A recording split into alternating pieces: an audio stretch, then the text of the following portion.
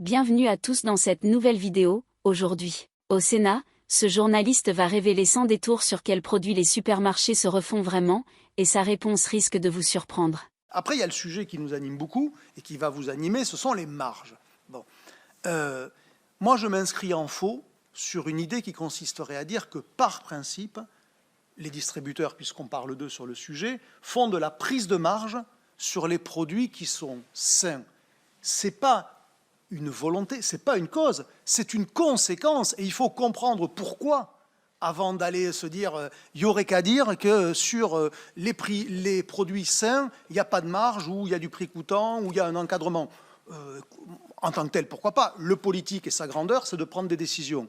Mais à un moment donné, nous, on est là pour les éclairer.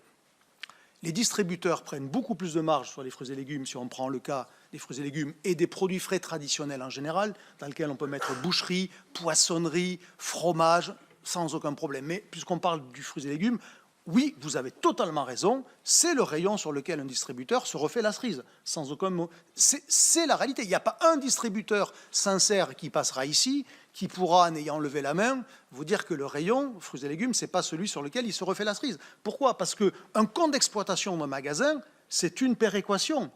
Mais de la même manière que quand vous êtes un artisan boulanger, vous faites une péréquation entre tout ce que vous vendez. Ou quand vous êtes un abattoir de porc, vous faites une péréquation entre les morceaux qui sont les plus demandés, mais en petite quantité, le filet mignon, comme par hasard, et ceux sur lesquels on en a plus, mais que personne ne veut, c'est les avants et c'est l'épaule, par exemple, qui sont bradés. La péréquation, elle est partout dans l'économie. Moi qui suis aujourd'hui dans le monde des médias, vous imaginez bien que les prix des publicités ne sont pas vendus exactement au même tarif, en fonction de l'horaire de diffusion ou même en fonction du taux de remplissage de la grille. On appelle ça le yield management. Dans un avion ou dans un train, personne n'a payé le même prix, c'est en fonction du remplissage. Ça s'appelle l'offre et la demande. C'est une péréquation. Je veux dire, la péréquation, il faut accepter l'idée qu'elle est partout.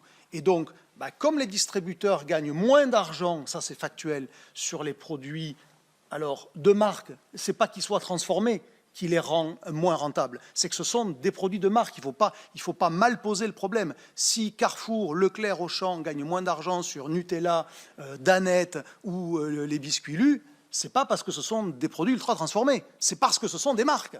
Alors, vous êtes d'accord ou pas? Dites-le nous dans les commentaires. Merci d'avoir regardé cette vidéo.